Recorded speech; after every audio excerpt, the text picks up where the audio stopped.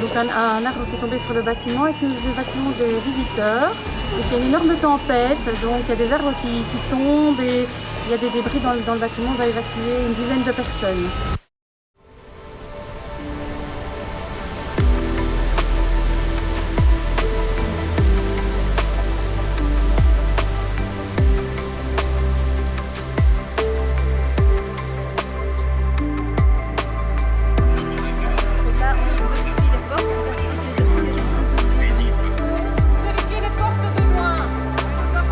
Alors aujourd'hui, c'était un exercice de grande ampleur pour à la fois la protection des personnes dans un musée, mais aussi la protection du patrimoine. Autant le sauvetage des publics était quand même bien organisé, autant le sauvetage des œuvres n'était pas vraiment formalisé. Et donc cet exercice aujourd'hui nous a vraiment permis d'aller beaucoup plus loin dans la réflexion, dans le questionnement. Dans un premier temps, on a une tempête avec un arbre qui s'effondre sur le bâtiment, un bâtiment en danger, des personnes à l'intérieur qu'il faut évacuer, protéger.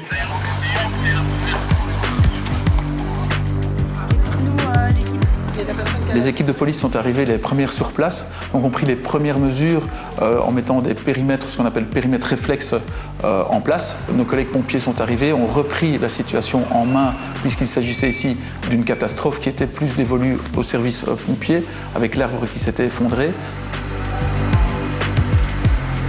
Et puis dans un deuxième temps, une fois que tout le monde a été mis en sécurité, il s'agissait de s'occuper des œuvres d'art, les sécuriser, les protéger face à la pluie, face aux événements et au risque d'effondrement du bâtiment.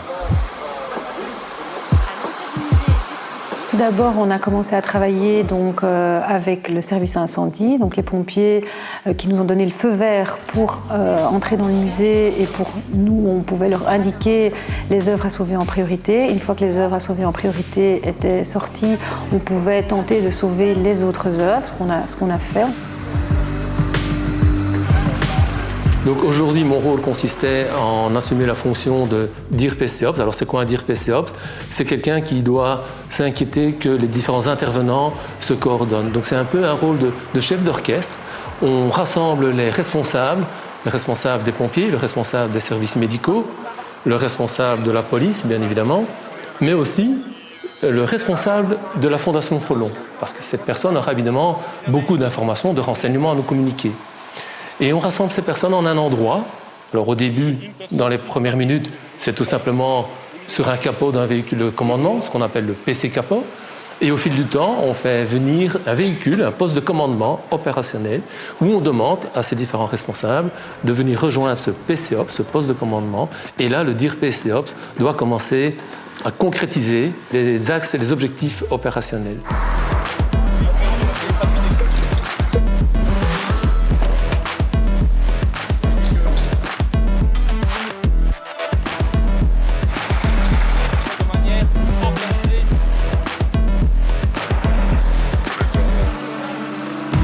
L'incendie de Notre-Dame de Paris, mais d'autres événements comme les inondations ont montré combien notre patrimoine peut être vulnérable à un moment donné. La nécessité d'avoir une démarche de protection du patrimoine qui accompagne celle évidemment de protection et qui est prioritaire, celle sur la protection des personnes, elle est venue là. On a commencé la réflexion avec le cabinet du gouverneur de la province du Brabant wallon, donc ça c'était fondamental. C'est vraiment le gouverneur et son directeur de cabinet qui ont donné l'impulsion à cet exercice et qui nous ont permis d'aller jusque-là.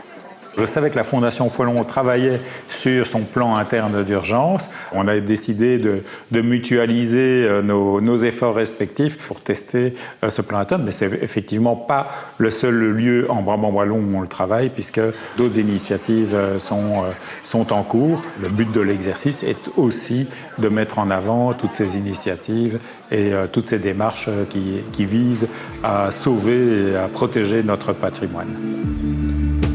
De notre côté, la préservation des œuvres d'art, c'est la sécurité de ces œuvres d'art, puisque pour les pompiers, c'est avant tout de ne pas les endommager plus qu'elles ne le sont suite à la catastrophe. De notre côté, c'est de les préserver, de les sécuriser, en les transportant dès qu'ils sont dans un endroit sécurisé au niveau pompiers, mais c'est de les mettre dans un endroit sécurisé, une safe place. Pour le sauvetage des œuvres, le bouclier bleu est intervenu. Voilà. Et c'est ce que nous n'avions pas encore mis en place ici pour aider les équipes du service des collections à prendre les meilleures mesures pour sauver les œuvres en fonction du sinistre qui était intervenu et donc voir dans quelle mesure il faut les emballer, ne pas les emballer, comment protéger l'œuvre et qu'elle soit ensuite acheminée vers un autre lieu de repli, de restauration ou dans nos réserves de décadrage, etc. On est familiarisé à gérer des incidents ou des catastrophes, malheureusement, avec des populations en danger, des inondations, des grands feux, des incidents chimiques, Seveso ou autres. On a l'habitude de travailler avec l'ensemble des disciplines. Ici, il s'agissait exceptionnellement de faire appel à d'autres types d'expertise, notamment en protection du patrimoine, pour nous aider à déterminer quelles sont les priorités, comment est-ce qu'on décroche une œuvre, comment on la protège, comment on la transporte quand on est face à ce type de situation. Et donc j'essaye de multiplier ce type de partenariat pour faire appel à des expertises extérieures et nous entraîner ensemble pour nous préparer.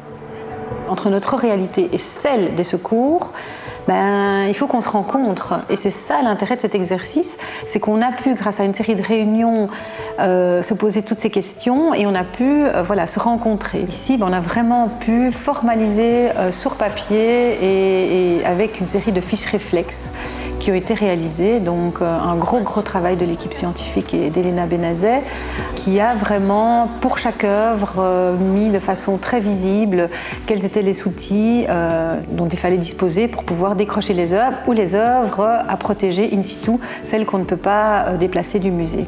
Pour les centres culturels comme les institutions muséales, mais aussi, je dirais, tous les bâtiments qui abritent du public ou qui ont un patrimoine exceptionnel, comme pour d'autres institutions, mon obsession est qu'il y ait une préparation, ce qu'on appelle des plans internes d'urgence, des PIU, et surtout de le tester à un moment donné, de faire des exercices, de vérifier le caractère opérationnel de ce plan, que ce ne soit pas un truc théorique, mais quelque chose qui a été validé par la pratique et donc par l'exercice plutôt que par la réalité, si possible.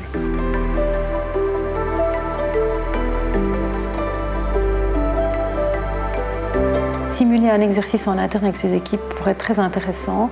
Une fois, évidemment, qu'on a fait le travail préalablement, de préparer évidemment ses fiches, ses plans d'urgence, etc. Et peut-être d'avoir un contact quand même avec les services incendie et les boucliers bleus qui peuvent, à mon avis, donner pas mal de conseils aussi pour des musées qui seraient peut-être moins avancés dans ce processus. Je pense qu'on ne doit pas s'arrêter là. Et le débriefing est super important parce que justement, entre la théorie, on expliquait finalement ce que nous on vivait en théorie avec des fiches, etc., des écrits. On a préparé pour améliorer la pratique. On a vu qu'il y avait ce décalage, cet écart et on a amélioré les choses. Mais maintenant, avec un exercice, ça nous permet de nous rendre compte aussi, tiens, qu'est-ce qu'il y a encore à améliorer? Nous, on se rendait compte qu'il y avait certaines choses qu'on pouvait encore améliorer.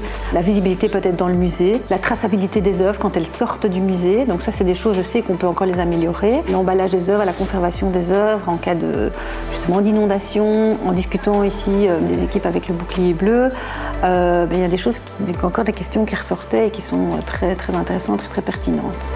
Donc c'est un work in progress.